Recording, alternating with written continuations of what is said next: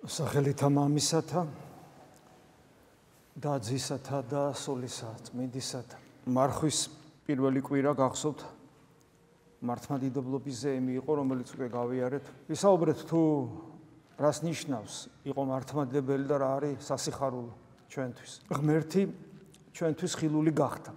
არსი მართლმადიდებლობის ზეიმისა ამ დღესასწაულისა სწორედ ეს არის. ღმერთი გახდა ჩვენთვის ხილული, რამე თუ ადამიანური ბუნება მიიღო. მართლმადიდებლობა ნიშნავს ანუ ჭეშმარიტი ეკლესია, ეს არის ქრისტეს ეკლესია, ნიშნავს იესო ქრისტეს, რომლის რწმენა ჩვენ გვებოძა დაუმსახურებლად და ამის შემდგომ ჩვენ უნდა შევძლოთ ის, რომ იგი ვეძებოთ, ვიცნოთ, ვიპოვოთ, გული გაუხსნათ, რომ იგი ჩვენს გულში დამკვიდრდეს, რომ ჩვენი მისტიკური სიღრმე, რომელიც ადამიანს აქვს როგორც ღვთის ხატ და მსგავს არსებას, ზეცად გადაიქცეს. და ეს არის დასაწყისი მარადიული სიცოცხლის. ეს არის ღვთისშვილობა, ეს არის მადლით ღმერთობა. მეორე კვირას არის ხსენება გრიგოლ პალამასი. დღეს გრიგოლ პალამას ხსენება, ხედავთ ხატიც არის დაბრძანებული. რა თქმა უნდა, ეკლესიის მიერ ესეც არ არის შემთხვევითად გაკეთებული. რამე თუ გრიგოლ პალამამ მართლმადიდებლური სულიერი ცხოვრების პრაქტიკა, ისიქაზმი, მემკვიდრეობა, საკუთარ თავში ღმერთის ძიება, დოგმატური ფორმულირება მიეცა ამას, იმ კრებებით, რომელიც მისი ხელმძღვანელობით შედგა და ფაქტობრივად ეკლესიამ ეს სრულად შეიწყნარა და მიიღო და ეს ნიშნავს იმას, რომ თუ ჩვენ გვინდა რომ ქრისტე, რომელიც ღმერთია, ადამიანად მოსული, ჩვენს გადასარჩენად რომლის რწმენა ჩვენ გულში დაუმსახურებლად მოგვეცა და მართლმადიდებლობა არის რა, მისი პოვნა, მოძიება, მისი ცნობა, გულის გახსნა, რომ იგი ჩვენს გულში დამკვიდრდეს, ეს როგორ უნდა გაკეთდეს. და კვლავ ფაქტობრივად დღევანდელი დღეც, დილ მარხვის მეორე კვირას, ისეთივე ქრისტოცენტრულია თავისი არსით, როგორც საერთოდ ყველა კვირადღე, ყოველი ევქარისტიული მსახურება და სწავლებითაც აესე დილ მარხვის ეს მეორე კვირა ესე გვასწავლის და ასე მოძღვრის, რომ არ დავივიწყოთ თუ რისთვის ავართ აქ მოსული და რა უნდა გავაკეთოთ. და აი პავლე მოციქული დღევანდელ ეპისტოლეში ესეთ რამეს გვეუბნება. გვმართებს, ამიტომაც გვმართებს, ანუ რატომ? იმიტომ რომ აი ეს განსაცვიფრებელი ცოდნა მოგვეცა ჩვენ, ეს რწმენა გვაქვს ჩვენ, ამიტომაც სწორედ აი ამ ცოდნის გამო ამ ცოდნის შესაბამისი ცხოვრების გამო, რაც ჩვენ დავიწყეთ, აქ იმიტომ ვართ, ამიტომაც გვმართებს, აგზელებს პავლე მოციქული, მეტი ყურადღება იმისადმი, რაც გვესმის და რა გვესმის და საიდან გვესმის.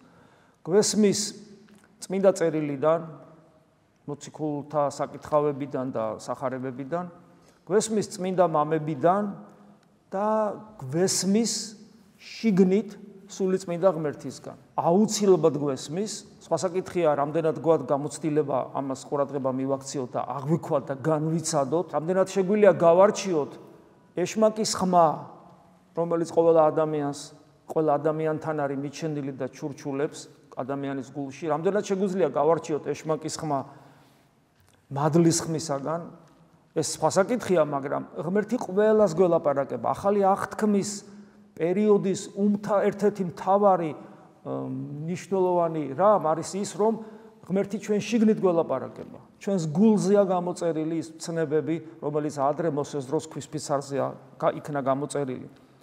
და აი, როცა ამბობს, რომ ყურადღება გვმართებს იმისადმი, რაც გვესმის, ამაში იგულისხმება ის, რომ რასაც უნდა ვიკითხულობდეთ, რამდენად ვიგებთ, რამდენად უღრმავდებით და რამდენად აღვასრულებთ, რამდენად ცხოვრობთ საკითხulis შესაბამისად, ამავე დროს იგულისხმება ისიც, რომ ყურადღება გვმართებს, რომ რამდენად გაფაქიზებული გვაქვს გულის ყური, რომ ჩვენს გულში წარმოთქმული ღვთის სიტყვები გავიგოთ, შევიგზნოთ, განვიცადოთ და ვისწავლოთ. და მე აგრძელებს, რომ ეს აუცილებლად გასაკეთებელია, იმიტომ და მე ამბობს, თუ კი არ გვინდა, რომ გზას ავწდეთ. ანუ თუ ჩვენ ყურადღებით არ ვიქნებით იმის მიმართ, რაც გვესმის გარედან თუ შიგნიდან, მაშინ ჩვენ გზას ავწდებით. ეს რა თქმა უნდა ნიშნავს გზის აცდენა, ნიშნავს ანუ ცოდვაში ჩავარდებით, იმიტომ რომ ცოდვა სწორედ აცდენას გულისხმობს. და როგორღა დავიხსნით თავს თუ გზას ავწდებით და ეს ჩვენს გამო იქნება, იმიტომ რომ ჩვენ ზერელეთ მოვეკიდეთ იმ ღირსებას, იმ ღირებულებას, რომელიც მოგვცა ღმერთმა, უგულოდ მოვეკიდეთ, გავფლანგეთ, როგორც დაფლული ტალანტი გახსოვთ, ხო, სახარებისეული იგავიდან. თუ ამას ესე გავაკეთებთ, ანუ თუ გზას ავწდებით, როგორღა დავიხსნით თავს უგულებელს ყოფილნი, ესოდენ დიადი ხსნისა. არ ამბობ პავლე მოციქულის საუბრის მანერა, იქ სადაც შეუძლია თქვას ხსნას, ის არ იტყვის ხსნას, ის იტყვის დიადი ხსნას, ხო? და ასე შემდეგ, ყველგან ესე რაღაც ჰიპერბოლულად მეტყველებს, რაღაც განსაკუთრებული მგზნებარებით, რატომ? იმიტომ რომ ის გულში ესეთი ცეცხლია, რომ საუბრობს, მას არ შეუძლია ჩვეულებრივად ისაუბროს. პავლე მოციქული არ საუბრობს ჩვეულებრივად, ის არაჩვეულებრივად საუბრობს. აქაც ესია, როგორ დავიხსნით თავს უგულებელს ყოფილი ესოდენ დიადი ხსნისა, რა ხსნაზეა საუბარი? პავლე მოციქული გველაპარაკება როგორც მცოდნებს და აგრძელებს თავდაპირველად რომ გვიქადა გაუფალმა და მსმენელთა მეშვეობით ჩვენში დამკვიდრდა, ანუ გადმოგვეცა ჩვენ, აგე 21 საუკუნის ადამიანები ვართ და გადმოგვეცა და მოგვეცა. ანუ ჩვენ ეს ვიცით, უფლის მიერ ნაქადაგები, რომელიც გადმოგვეცა ჩვენ ეს ვიცით და მისი უგულებელს ყოფა არის ძალიან საშიში, იმიტომ რომ თავს როგორღა დავიხსნით რისგან? სასჯელისგან, პასუხისგებლობისგან, ჯერ პირველ რიგში და მერე სასჯელისგან. ამ სიტყვების გათვალისწინებით, რაც ახლა მე წავიკითხე პავლე მოციქულის ეპისტოლედან, ეს ებრაელთა მიმართ ეპისტოლე იყო, რაც დღეს წაგვეკითხა აქ. მე მინდა ასევე დღეს სახარებიდან რამდენიმე მუხლი წაგიკითხოთ. ჩვენი ქრისტოცენტრულობა როგორ რეალიზდეს, როგორ ვიყოთ მასთან კავშირში. აი გრიგოლ პალამა ამბობს, რომ ადამიანს გონება მიეცა არა მარტო იმის, მრავალზის გვითქვიეს, რასაც ახლა მე გეტყვით, ახალი არ არის, რომ ადამიანს გონება მარტო იმისთვის არ აქვს მიცემული, რომ გარე სამყარო შეიმეცნოს და თქვათ, გარკვეული ანალიზი გაუკეთოს, რაც ცხოველს არ შეუძლია, ხო, ადამიანი აკეთებს ამას. არამედ ადამიანს გონება მიეცა მასთან, ანუ ტრანსცენდენტულ ყოფიერებასთან, სამყაროს მიღმერ ღმერთთან კავშირისთვის. აი ეს თვისება აქვს ადამიანის გონებას, ის ღმერთის საჩუქარია, ის შეიძლება ითქვას ღვთის სუნთქვაა ჩვენში, რომლის საშუალებითაც ჩვენ ქმნილებას, რომელიც თითქოს და გამოკეტილი ვართ დროსა და სივრცეში და მატერიალურ კანონებს დაქვემდებარებულნი, ანუ დეტერმინირებულები ვართ, ანუ შესაბამისად არც გასვლა შეგვიძლია აქედან, არც მარადიული ყოფიერება შეგვიძლია, ანუ დროის გარეშე ყოფიერება შეგვიძლია და ვერც თავისუფლები ვერ ვიქნებით, იმიტომ რომ როგორ ვიქნებით თავისუფალი, როცა მიზეს შედეგობრივ ციკლში ვართ ჩართული ამ სამყაროსი, უცებ ჩვენ თურმე შეგვიძლია ეს ყველაფერი გავარღვიოთ, იმიტომ რომ ჩვენ გვაქვს ის უნარი, რომელიცაც ჩვენ ვუკავშირდებით აბსოლუტურ თავისუფალ ყოფიერებას, რომელსაც ცოცხალი ღმერთი ქვია და ეს არის ზორეთ გონების უნარი, რომელიც ჩვენ გვაქვს, რომელსაც თუ არ გამოვიყენებთ, რა თქმა უნდა, ამით ჩვენ ადამიანობაზე უარს ვამბობთ და აი ეს უნარი ღმერთთან კავშირისა არის ის მთავარი, რითაც ჩვენ გვხვდებით ქრისტიანები და რითაც ჩვენ გვხვდებით მართლმადიდებლები, რასაც ჩვენ ირწმენა გვაძლევს. და აი მარკოს მახარებელთან ჩვენ ესეთი რამე წავიკითხეთ. გახსოვთ, განღროლს რო გაანკურნავს უფალი. ანუ კვლავ სახარებისეული სიუჟეტი გათავისებული. სახარებისეული სიუჟეტი არა როგორც ისტორიული ფაქტი, რომელიც მოხდა, ან არა მხოლოდ ისტორიული ფაქტი, რომელიც მოხდა, არამედ გათავისებული. მე რამდენად მეხება ეს? მე რას მელაპარაკება? მე რას მასწავლის? მე როგორ მოძღვრის? მე როგორ მეხმარება? იხილა იესოს სარწმუნოება იგი მათი გახსოვთ განღროლს რო მოიყვანენ, ანუ პარალიზებულს და შემდეგ როგორ კურნავს უფალი მათ და როგორ განიკითხავენ მას წიგნობრები და ასე შემდეგ. გახსოვთ სიუჟეტი, რაც წავიკითხეთ და ისედაც იცით იმედია. იხილა იესოს სარწმუნოება იგი მათი პირველი მნიშვნელოვანი სარწმუნოება. ანუ სარწმუნოება როგორც საწყისი ღმერთთან კავშირისა. ეს თუ არ იქნა, არანაირი შესაძლებლობა ადამიანს ღმერთთან კავშირის არ აქვს. სარწმუნოება ის, რომლის მიერაც ხდება აქტუალიზირება გონების იმ თვისებისა, რომლითაც ღმერთთან კავშირი შემილია. თუ სარწმუნოება არ მექნა, სწორი სარწმუნოება არ მექნა, არანაირი შესაძლებლობა ადამიანს ჰქონდეს კომუნიკაცია ცოცხალ ღმერთთან არ აქვს. ის უნარი აქვს პოტენციაში, მაგრამ ის უნარი არ არის აქტუალიზირებული, გაცოცხლებული, ის როგორც მაგალითად ბავშვი რო იბადება, თუ ის ადამიანთა გარემოში არ აცხოვრე, მას მეტყოლების უნარი კი აქვს დაბადებიდან პოტენციაში, მაგრამ ის ვეღარასოდეს ვეღარ იმეტყველებს თუ გაიზარდა ისეთ გარემოში, სადაც არავინ მეტყველებს. ანუ ის დარჩება განუვითარებელი. ასევე ყოველ ადამიანს აქვს ესე იგი კავშირის შესაძლებლობა ღმერთთან, მაგრამ ის მხოლოდ სარწმუნოებით ცოცხლდება. სარწმუნოება როგორ მიდის ადამიანთან? ღვთისმოწყალებით, ღმერთის მიერ ეძლევა. მაგრამ აი ეს წინაპირობა, რის გამოც სარწმუნოება ეძლევა ადამიანს, ეს ჩვენთვის საიდუმლოა. ზოგადად ვიცით რატო ეძლევა. აი უფალი ამბობს ამას სახარებაში, კი არ მოვიგონებთ რამეს. ის ვინც ღვთის ნებით ცხოვრობს, ის ხვდება ჩემი სიტყვები ღმერთის სიტყვებია თუ ადამიანის სიტყვებია? ქრისტე ამბობს. ანუ თუ ღმერთის სიტყვები, ესე იგი ქრისტე ღმერთი ყოფილა. თუ ადამიანის სიტყვები, ესე იგი ადამიანი ყოფილა. ქრისტეს ღმერთობა, ქრისტეს ღმერთობის რწმენა, რაც არის ქრისტიანული რწმენა. როგორ შედის ადამიანში? როგორ იღებს ამას ადამიანი? თუ ეს ადამიანი მანამდე სანამ გაიგონებდა ღვთის სიტყვას ან ქრისტეს შესახებ მოძღვრებას, მანამდე ღვთის ნებით ცხოვრობდა. აი ეს არის სწორედ საიდუმლოება, იმიტომ რომ ჩვენ არ შეგვიძლია ვთქვათ, ვინ ცხოვრობს ღვთის ნებით და ვინ არ ცხოვრობს. თუ მე ვიტყვი, რომ მე რწმენა, იმიტომ მომეცა, რომ ღვთის ნებით ვიცხოვრე, ეს სახარებისეულად თუ ვიტყვი, სწორია. მაგრამ თუ ამას იმ გაგებით ვიტყვი, რომ მე ღვთის ნების აღსრულებელი ვიყავი ჯერ კიდევ რწმენამდე და შენ ურწმუნო ხარ, ხო? შენ შენ ღვთის ნების აღსრულებელი არ ახარ. ეს უკვე ძალიან ცუდი, ეს არის განკითხვის სული, როცა აი ფარისეველი რომ მეზვერეს განეკითხავს, ფარისევლისა და მეზვერის იგავში, რომ მადლობა ღმერთო, ესეთი ნაგავი რო არა ვარო. რაღაც ესეთი რაღაცა გემართება. ეს საშიში მდგომარეობა ჩვენ არ ვიცით, იმიტომ რომ ღვთის ნებით ცხოვრება რას ნიშნავს? ღვთის ნებით ცხოვრება ნიშნავს სინდისის მიხედვით ცხოვრებას. მაგრამ ეს სინდისის მიხედვით ცხოვრება, ესეც უცნაური რამ არის, იმიტომ რომ ადამიანი რო სინდისის მიხედვით ცხოვრობს, ეს გარეგნულად ყოველთვის არ ეტყობა. იმიტომ რომ სინდისი არის უცნაური ინსტრუმენტი, რომელიც შიგნით მუშაობს ფარულად, რომელიც გარეგან შენ ცხოვრების წესში შეიძლება არც კი გამოვლინდეს. აი მაგალითად ხო კლასიკური მაგალითია ჯვარცმული ავაზაკი.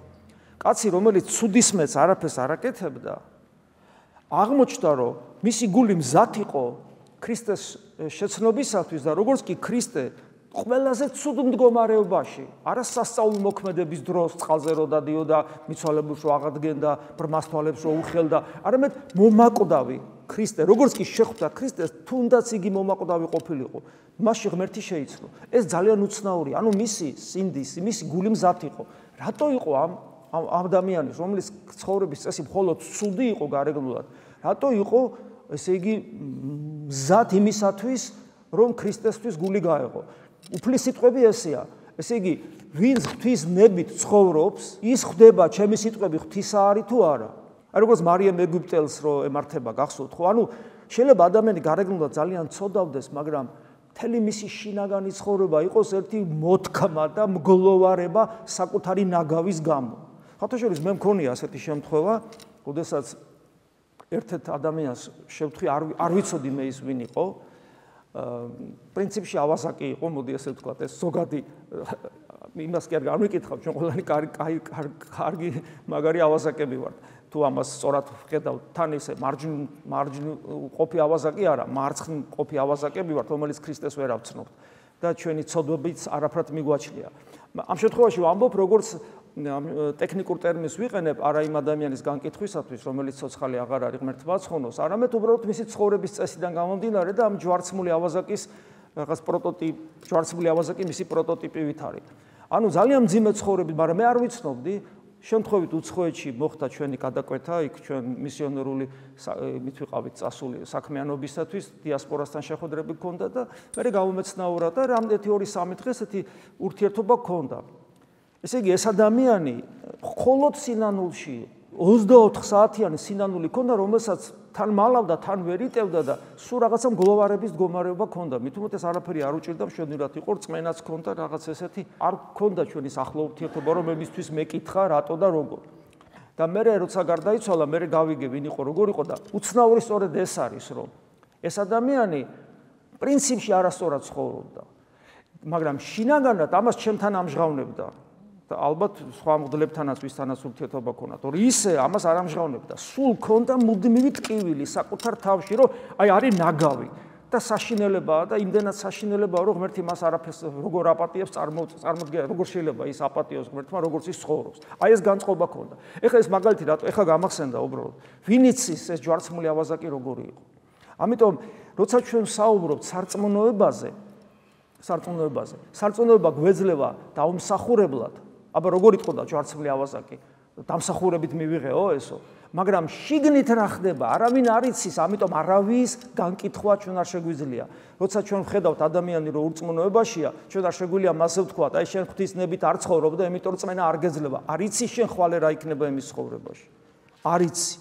ამიტომაც პირველი დიახაც არის სარწმუნოება, რომლის გარეშეც არაფერს აზრი არ აქვს, არაფერს თუ ქრისტეს ღმერთობის ადამიანს არ ჯერა და როგორც კი ეს სარწმუნოება ჩვენში არსებობს, მერე უკვე ჩდება შესაძლებლობა ღმერთთან, ქრისტესთან კომუნიკაციისა და ვხედავთ, იხილა სარწმუნოება იგი მათი და რქვა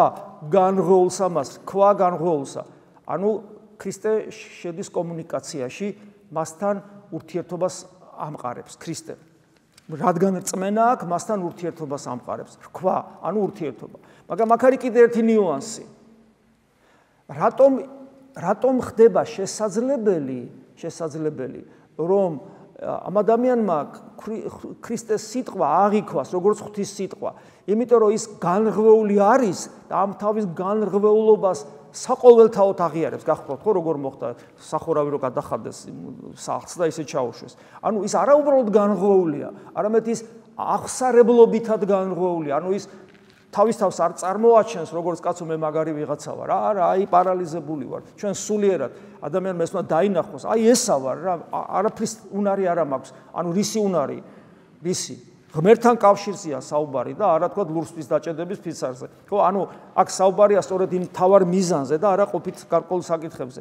ანუ განცდა საკუთარი განრღვეულობისა, განცდა საკუთარი პარალიზებულობისა, ანუ განცდა საკუთარი ცოდვილობისა. ეს აქვს ამ ადამიანს და ამიტომ ხდება მასთან შესაძლებელია კომუნიკაცია და უფალი მას შვილობის სტატუსს აძლევს. მოციქულებს თავიდან მეუბნება, როგორ ვისაუბროთ ღმერთთან, მამაო ჩვენო სასწაულის. და ეუბნება შვილოთი. ასაკობრივად ახლა უფალი ძალიან ახალგაზრდაა, ხო? აქ როგორც ეს მისტიკური კავშირია უკვე, როგორც ღმერთი ეუბნება. შვილო, მიგეტევნენ შენ ცოდვანი შენი, მიგეტევნენ. აი ეს მიტევება უკვე არის გამოჯამრთელების, სულიერი კურნების დასაწყისი, როცა უკვე ადამიანი ღმერთთან კავშირის შედეგად ხდება ადამიანის რეაბილიტაცია მთლიანად და მისი ბუნების ცვლილება. რა თქმა უნდა გახსოვთ იქ წიგნობრები, ხაზგასმულია წიგნობრები. ან ვინ არის ამ წიგნობრები? არა უბრალოდ ფარისეველნი, არამედ განათლებული ფარისეველნი. ანუ თეოლოგიურად საღვთისმეტყველო თვალსაზრისით განათლებული და ეს კიდევ ერთია ჩვენ რო გვახსოვთ ეს როგორი საშიშია თეორიული ცოდნა პრაქტიკის გარეშე. ეს არის ძალიან საშიში მდგომარეობა.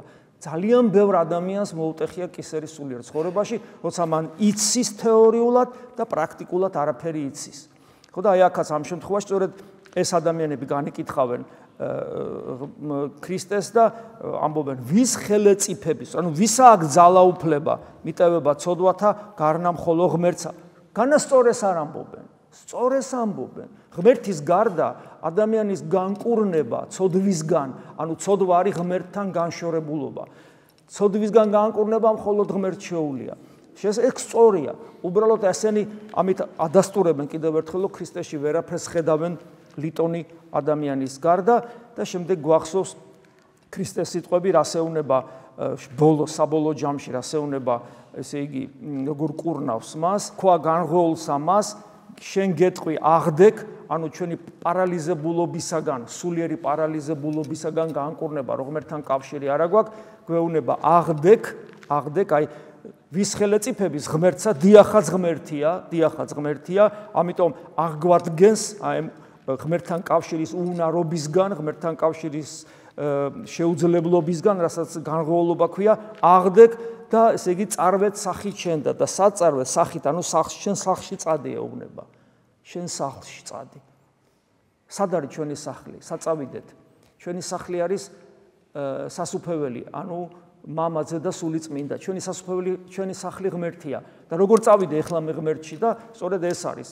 აი გრიგოლ პალამას კიდევ ერთხელ ვიმეორე, ეს ყოველთვის არსებობდა ეკლესიაში, ამას ჩვენ წმინდა წერილში ვკითხულობთ, რომ ჩვენი სახლი ჩვენ სახლში გასასვლელი შიგნიდან არის და შიგნით იწყება ეს ყველაფერი, ზეცად უნდა გადაიქცეს ჩვენი მისტიკური სიღრმე, კიდევ ვიმეორებ, ეს წმინდა წერილშივე, სახარებაშივე, პავლე მოციქულის ეპისტოლეებშივე, ყველაფერი შიგნით იქ წერია, რაც ჩვენ გვაქვს, მადლობა ღმერთს, მაგრამ და რა თქმა უნდა 2000 სლოვანი გამოცდილება ეკლესიისა და აი უბრალოდ და წმინდა მამებიდან პირველივე საუკუნიდან მოდიოდა ეს სწავლება, უბრალოდ გრიგოლ პალამამ ეკლესიის ავტორიტეტის ბეჭედი დაასვა, სწორედ იმის გამო, რომ მან კრებებზე დაადასტურა შინაგანი სულიერი ცხოვრების, გონებისმიერი ლოცვის, ისიქასვის, მემკვიდრეობის ეს აუცილებლობა სულიერი ცხოვრებაში წარმატებისა და ნამდვილი ქრისტიანობისათვის ეს არის.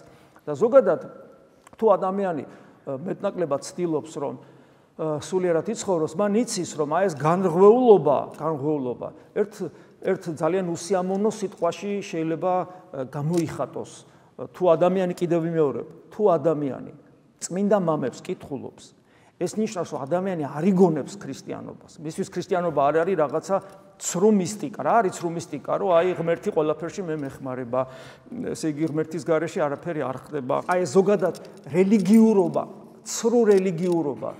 ცრუ მორწმუნეობა ყოველთვის რაღაცა მისტიკურ გამოვლინებებს რო ელოდები ღმერთისაგან. Როგორც უფალი ამბობს, ადამიანი ესე ბოროტი და მემრუშე სასწაულს ეძებს. ბოროტი და მოღალატე, მემრუშე მოღალატეა, ბოროტი და მოღალატე, ღვთის მოღალატე სასწაულს ეძებს. როცა ადამიანის რელიგიურობა სწორედ სასწაულზე ეფუძნება. ქანასასწაულები არ ხდება, მაგრამ როცა ადამიანს ორიენტირი არეული აქვს, ღმერთს კი არ ეძებს, ღმერთთან კომუნიკაციას კი არ ეძებს, ღვთისადმი მსგავსებას კი არ ცდილობს, არამედ სასწაულს ეძებს, გესმით, ღმერთის გარეშე, მოდი, ღმერთთან ერთად, ღმერთისგან, მაგრამ არსობრივად ის მიზანი მისი სასწაულია, ხო? აი ამაზეა საუბარი და როდესაც ადამიანი წმინდა მამებს კითხულობს, ხდება ადამიანის განხიბლა, ანუ გამოფხიზლება აი ამ არასწორი რელიგიურობისგან. და ადამიანი ხვდება, რატო? წმინდა მამები არიან ისინი, ვინც ეს გზა, ვინც ქრისტემ როგორც თქვა, წმინდა მამები არიან ისინი, ვინც ასე იცხოვრა. და უკვე რო იცხოვრეს და რაღაც ზღვარი გადალახეს, აი როგორც წინა ლიტურგიაზე გითხარით, ოთხშაბათ საღამოს, შემოქმედებითობის პერიოდი რო გადალახეს და ესე იგი მადლის მიერ პერიოდში რო გადავიდეთ და მჭრეტელობისაკენ რო ისწრაფიან, უკვე აი ეს იქიდან უკვე მადლისმიერი მდგომარეობიდან, ზოგი უკვე მჭრეტელობის მდგომარეობიდან, განხთობილი მდგომარეობიდან ჯერ კიდე ხორცში მყოფნი გვესაუბრებიან თავიანთი გამოცდილებით და ჩვენ წმინდა მამებს ვკითხულობთ, ხედავთ, რომ თურმე ქრისტიანი თუ ხარ, აი ესეთი უნდა გახდე, ესენი რო არიან.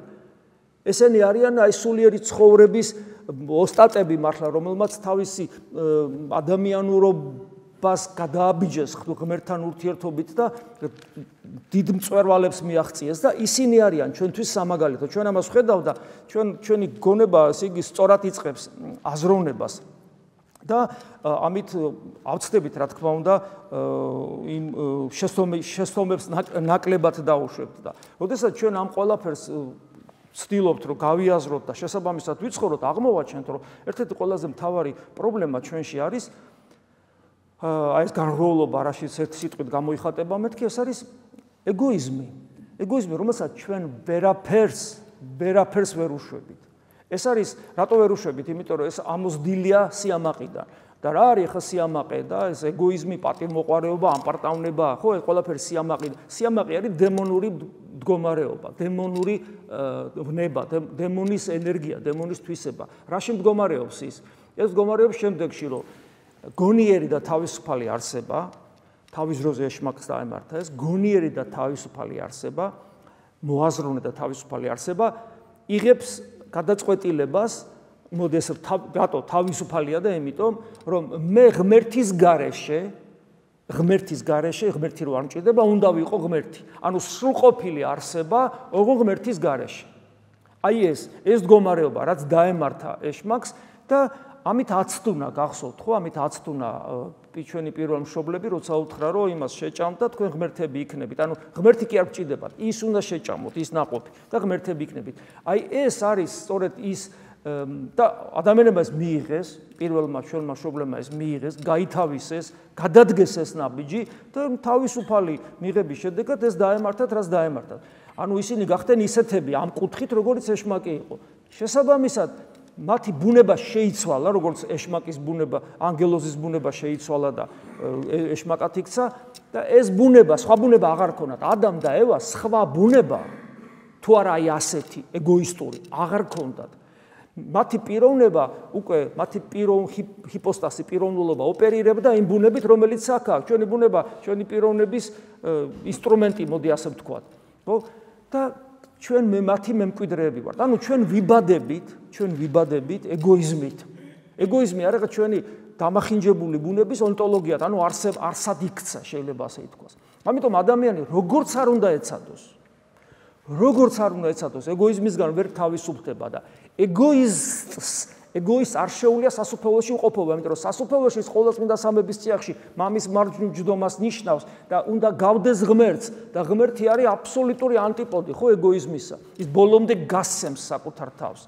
პიროვნული არსება ღმერთი ბოლომდე გასცემს და ეგოისტს სურს ბოლომდე მიიღოს და აბსოლუტურად აი საერთოდ დიამეტრალურად ამიტომ შეუძლებელია ეგოისტი იყოს სასუფეველში და მეორე რიგში ადამიანის შეუძლებელია განთავისუფლდეს ეგოიზმისგან, გახსოვთ ქრისტეს სიტყვები ადამიანისათვის სულ ერთია რაც არ უნდა კეთილი იყოს, შეუძლებელია სასუფეველში ყოფობა, მაგრამ ღმერთის მიერ არის შესაძლებელი. იმისათვის რომ ადამიანი განკურნებული იყო ამ უბედურებისაგან, სწორედ ამისათვის მოდის ღმერთი ადამიანად და იღებს ზოგად ადამიანურ ბუნებას წმინდა ქალწულისაგან და შეიერთებს რა თავის პიროვნებაში და ღმერთის ღვთაებრივი პიროვნება, ძღმერთის ღვთაებრივი პიროვნება, გალაქტიკების შემოქმედ იწყებს ოპერირებას ადამიანური ბუნებით. ჩვენნაირია, გარდა ცოდვისა, იმიტომ რომ ცოდვას პიროვნება ჩადის და პიროვნულად ღმერთი როგორ ჩაიდეს ცოდვას, მაგრამ ეს ბუნება დაზიანებულია, რომელიც მან მიიღო, შია, წყურია, სიკვდილის ეშინია, ტკივა, ჩვენერი პრობლემა იღლება და ასე შემდეგ. რითაც მე ეშმაკი ცდილობს მის ცდუნებას, მოგშივდა, მოდი ეს ქვები პურებად გადააქციე, აი ამ ბუნებას იღებს და იწყებს რა ოპერირებას აი ამ თავისი ღვთაებრივი პიროვნებით ადამიანური ბუნებისა, რომელიც მან მიერთა სამუდამოდ, იწყება ამ ბუნების ღვაწლი, რომელიც ჯვარცმით დამთავრდება და აი ამ ღვაწლში მისი ბუნება ბოლომდე განხთობილი იყო ჩასახვისთანავე, მაგრამ ეს განხთობა თავის უმაღლეს ეტაპებს აღწევს აღდგომის და ამაღლების შემდგომ. და აი ამ ბუნებას გვაძლევს ჩვენ ევქარისტიაში. ეს არის სწორედ ეკლესია და როდესაც ჩვენ საუბრობთ რომ ჩვენი ეგოიზმი რითი უნდა დამარცხდეს, ერთადერთი დამარცხდება ქრისტეთი, იმიტომ რომ მას იესო ქვია და იესო მხსნელია სწორედ ჩვენი ცოდვისგან და ამავე დროს ეგოიზმისგან და მას სურსო ჩვენს გულში დამკვიდრდეს. და რა გზა არსებობს ჩვენს გულში ქრისტეს დამკვიდრებისა? ეს არის, როგორც წმინდა ნიკოლოზ კავასილა ამბობს, ჩვენ და ეს პირველ რიგში რა თქმა უნდა ჩვენ უნდა გვწამდეს და უერთგულოთ მას სოციუმში, რასაც ცნებების აღსრულება ქვია და ვცდილობდეთ მას მივბაძოთ სიმდაბლით პირველ რიგში და მორჩილებით და მისტიკური თვალსაზრისით. ჩვენ უნდა ვჭამდეთ მას, ჩვენ უნდა ვსვამდეთ მას და ჩვენ უნდა ვსუნთქავდეთ მისით და სწორედ ეს არის ევქარისტიული ცხოვრება და გონებისმიერი ლოცვა. ანუ რომ თუ ჩვენ გვინდა რომ ეგოიზმისაგან განთავისუფლდეთ, ჩვენ უნდა გქონდეს ინტენსიური ევქარისტიული ცხოვრება, რასაც ზიარება ქვია და ჩვენ უნდა ვარჯიშობდეთ, მოდი ასე ვთქვათ, გონებისმიერ შინაგან ლოცვაში, რომ ქრისტე მუდამ ჩვენში იყოს დამკვიდრებული. და ეს არის ერთადერთი გზა ეგოიზმისგან განთავისუფლების. ამიტომ ვინც იშვიათად ეზიარება და ვინც ლოცვას არ სწავლობს, მას არანაირი შესაძლებლობა გარეგანი რელიგიურობით, გარეგანი წესების შესრულებით ვერ ექნება რომ ეგოიზმისგან განთავისუფლდეს. ესე ძალიან მნიშვნელოვანია რომ გვახსოვდეს და სწორედ კიდევ ერთხელ ვიმეორებ, გრიგოლ პალამამ თავი მოუყარა იმ 2015 საუკუნოვან, მე-15 საუკუნის წმინდანია მოძღვრებას შინაგანი სულიერი ცხოვრების შესახებ და ესე საღვთისმეტყველო თვალსაზრისით დიდებულად გადმოგცა, ამიტომ თუ ჩვენ გვინდა რომ ჭეშმარიტად ვიყოთ ნამდვილი ქრისტიანები, ჩვენ უნდა შინაგანი სულიერი ცხოვრება გქონდეს, ის როგორც წმინდა გრიგოლ პალამამ და წმინდა მამებმა გვიქადაგეს. ეს ნიშნავს ქრისტე ჩვენში. ამინ. მადლი უფლისა ჩვენისა იესო ქრისტესი და სიყვარული ღვთისა და მამისა და ზიარება სული საწმინდისა იყოს თქვენ ყოველთა თანა. ამინ.